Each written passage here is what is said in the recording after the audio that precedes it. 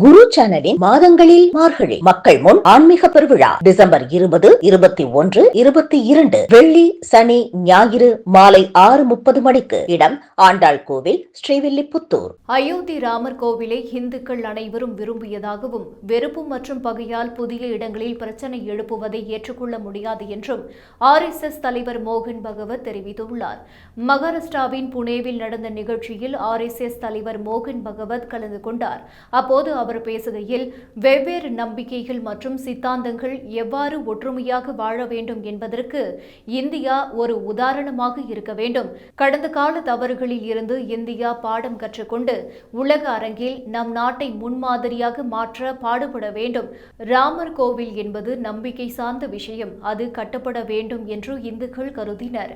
ஆனால் வெறுப்பு மற்றும் பகையால் புதிய தளங்களில் பிரச்சனை எழுப்புவது ஏற்றுக்கொள்ள முடியாதது. இந்தியாவில் பல ஆண்டுகளாக சமூக நல்லிணக்கத்துடன் மக்கள் வாழ்ந்து வருகின்றனர். பயங்கரவாதம், ஆக்கிரமிப்பு, வலிமை மற்றும் பிறரது கடவுள்களை அவமதிப்பது நமது கலாச்சாரம் இல்லை.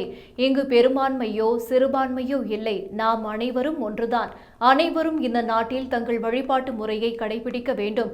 சில நம்பிக்கைகள், சடங்குகள் மற்றும் சித்தாந்தங்கள் இந்தியாவுக்கு வெளியில் இருந்து வந்தது. அத்துடன் பயங்கரவாதமும் நாட்டில் நுழைந்தது என்று மோகன் பகவத் பேசினார். மேலும் வங்கதேசத்தில் இந்துக்கள் மீதான தாக்குதலை குறிப்பிட்டு பேசிய அவர், சிறுபான்மையினரை துன்புறுத்தும் நாடுகளில் அங்குள்ள சிறுபான்மையினர் குறித்து உலக நாடுகள் அக்கறை காட்ட வேண்டும். சிறுபான்மையினர் மீதான அக்கறை குறித்து மற்ற நாடுகள் இந்தியாவுக்கு அறிவுரை கூறின. ஆனால் இப்போது பிற நாடுகளில் சிறுபான்மையினர் எதிர்கொள்வது என்ன என்பதை பார்க்கிறோம் என்று மோகன் பகவத் பேசினார்.